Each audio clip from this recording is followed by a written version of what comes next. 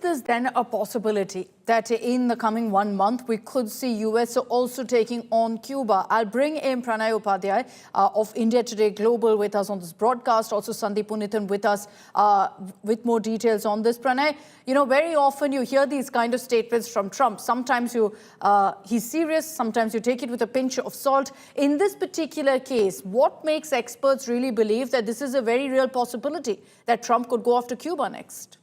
If you see the global power map of United States, as US Secretary of War said, just a few hours ago, that United States is the only global power and we are going to assert as per our strategy. When President Donald Trump talks about Monroe Doctrine, now he has recoined it or rechristened it into a Dunro Doctrine, and he talks about America's area of influence, the sphere of influence, and he claims that the Western Hemisphere should be in American influence. What exactly does he mean? He means that, the Latin American region, be it Venezuela, be it Cuba, be it Caribbean countries, this all started in his tenure with the Panama Canal, and with Panama, him asserting on Panama Canal and terming the Gulf of Mexico as Gulf of America. These are not random claims. This is actually his assertion, and that's why Cuba fits into this entire scheme of things. And if you see, United States has not withdrawn its military asset from its southern command. The Operation Southern Spear is still on.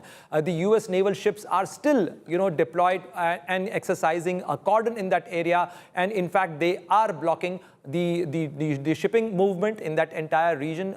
Ships going towards Venezuela or coming out of Venezuela are only passing through the US permission. So clearly, United States has built up a military pressure in that region, and in fact, he always keeps many cards on the table, and he decides to pick up which card, because you will remember that at a time when he was commenting on Iranian protest, and he said that we are locked, loaded, and ready to go. Within like 24 hours, he took action against Venezuela.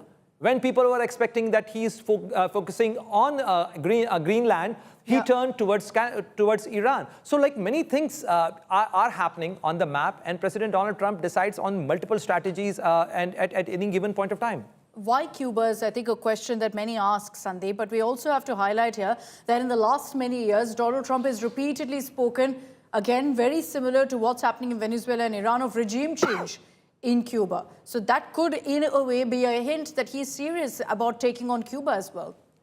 Absolutely, Akshita, and you have to understand that Cuba has been out of the American orbit. The so-called Monroe Doctrine that Pranay mentioned, Cuba has been out of the US orbit since 1959.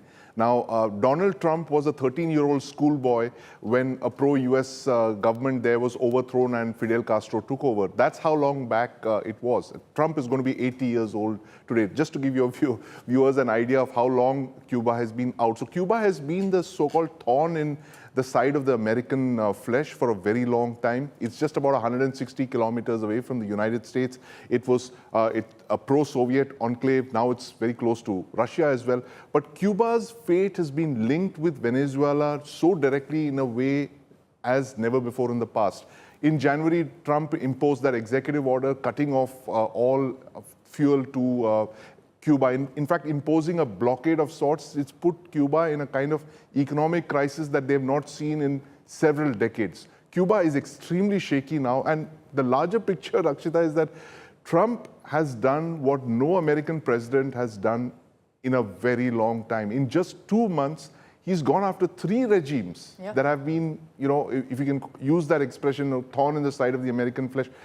Iran, Venezuela, and now Cuba. In just 2 months of 2026, unprecedented, 2 regime changes. There's one, Maduro has been hijacked, kidnapped and taken to the United States. Khamenei has been assassinated. And now Miguel Canal would be very worried about what's ahead. But that's the Dunro Doctrine, as Pranay mentioned, Akshita. And in fact, Greenland is still not off from his radar, because, on 14th of February, on Valentine's Day, he posted a picture of Greenland and, put his heart and American flag in that.